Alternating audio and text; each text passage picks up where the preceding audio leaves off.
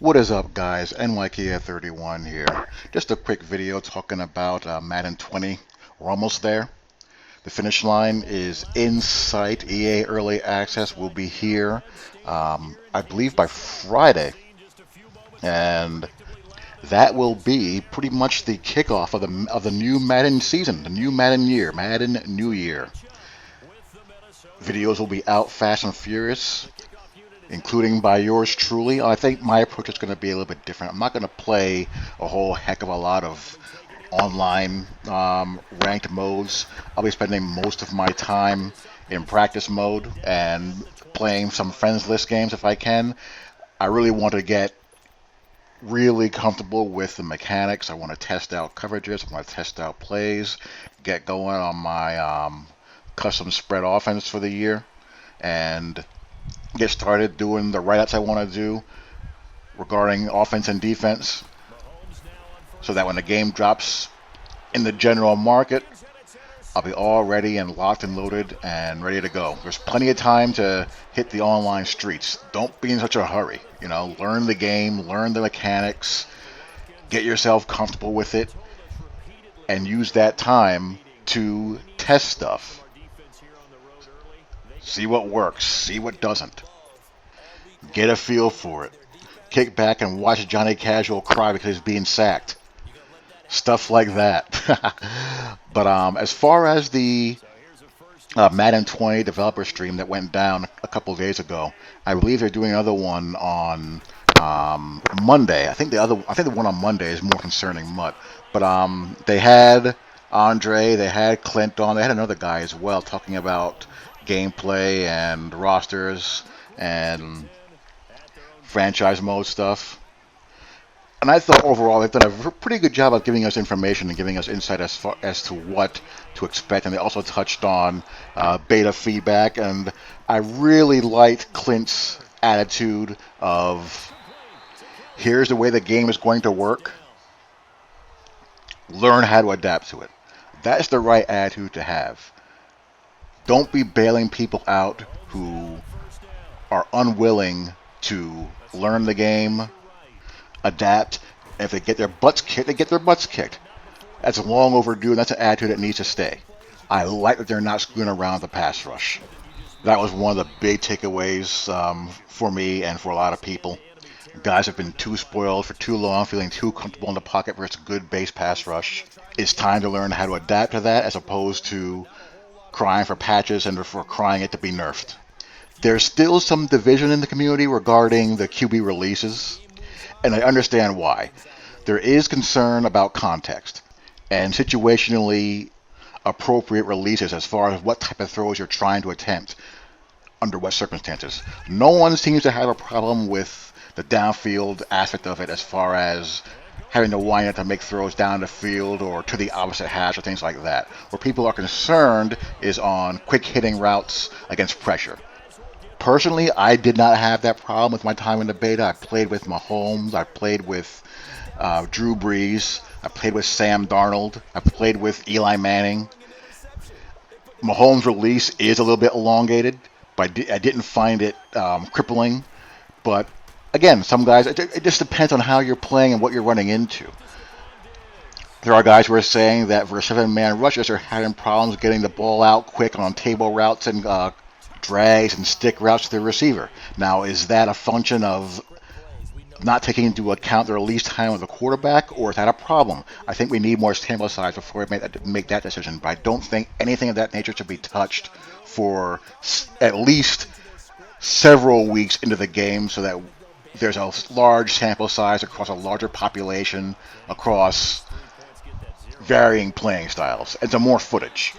When people start playing the game more en masse and posting footage during the access period, I think we'll get a more accurate picture as far as just how legit that is. And I have no problem towards minor tunings to fix things that are legit issues and legit things that need to be cleaned up, like coverage bugs, for instance, or some animation bugs. But I really hope this is the year that we're done with these patches that massively change the game with each iteration. With each patch that drops, you're playing virtually a different game every single time. because something else gets drastically altered when one thing gets patched, and then that kind of snowballs and just completely destabilizes the entire game. Clint did mention some cleanups with man coverage.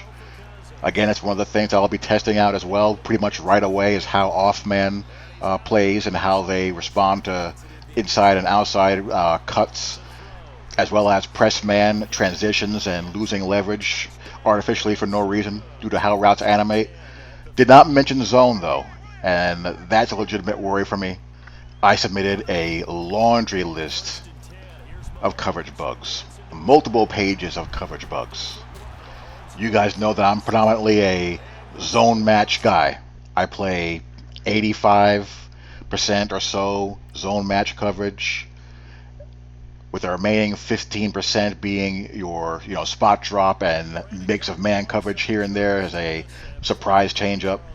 But predominantly when I'm in zone match, with some pre-adjustment tweaks to take into account scrambling QBs and stuff you need to do to combat meta stuff. But in 2019, I refuse to play defense like 1986. I'm not going to do it. When Clint said that zones were not touched, I hope that he means that reactions weren't touched, although that wouldn't be ideal either. There are some issues, legacy issues with that as well. But I hope that doesn't mean that those coverage bugs are going to be shipped. Because if they are, it has to be either patched day one or patched week one. Because the match checks versus trips formations, they were either some combination of not there at all, working really poorly, or completely bastardized to make it worse than what it would be if they just left it alone. There were some really, really big problems, and those can't remain. So that's pretty much it. We're almost there, guys, and I'm gonna continue to do what I do, educate y'all on the schematics of the sport. I think I'll do my playbook review series much earlier than I did with Madden 19. Madden 19, it took a Herculean effort just to get motivated to start it with, we all know the issues of the playbooks of Madden 19. And honestly, I want to see how the playbooks play out once retail drops, once we exclude the RPO stuff. The game moves and flows better in the sense that I think that there will be more openings to throw more diverse routes than we're used to experiencing, which will help improve the playbooks as well. But I'm kind of anxious to go through more playbooks and see what's been added or what's been improved that previously used to not, translate very well to Madden. Quick game especially.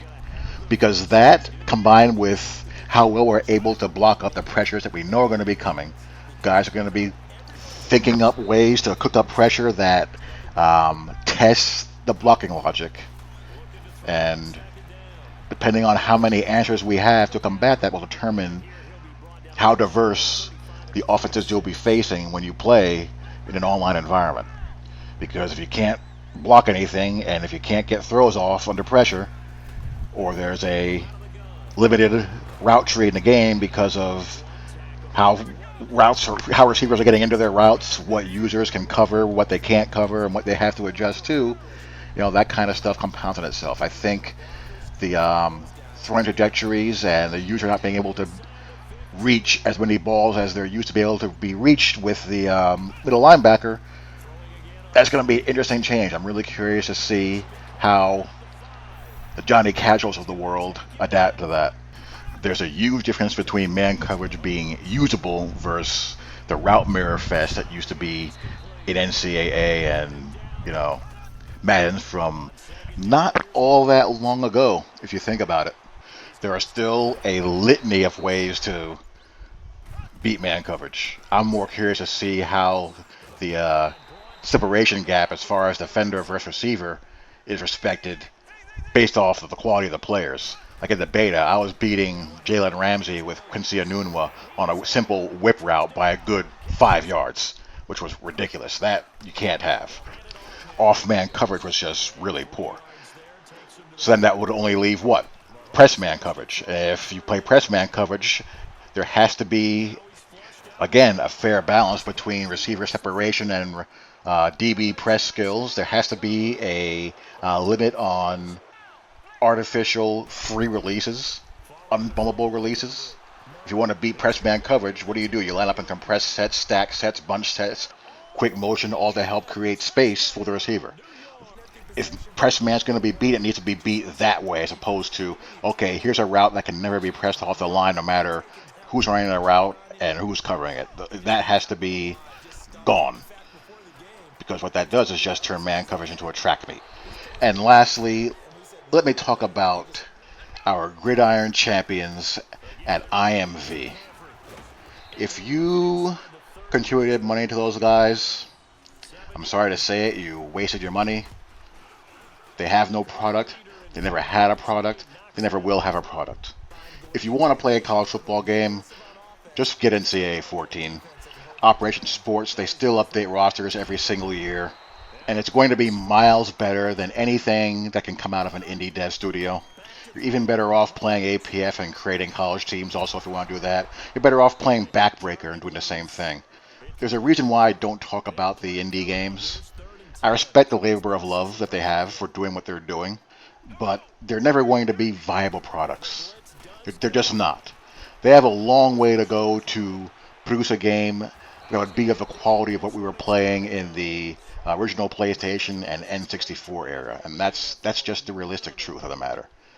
They're not going to be relevant, viable products, so I don't see any point of talking about them very much. I mean, but at least they have a product. At least Access Football, they have a product. At least Maximum Football has a product. And those jokers, with their so-called gridiron champions, all they do is put out little blurs with pseudo investment jargon.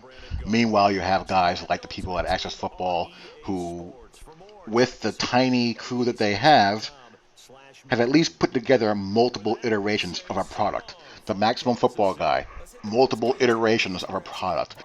Meanwhile, those scammers have given you nothing but drawings and press blurbs. So, yeah, that's that. Anyhow, hope you guys enjoyed. Talk to you all later. Peace.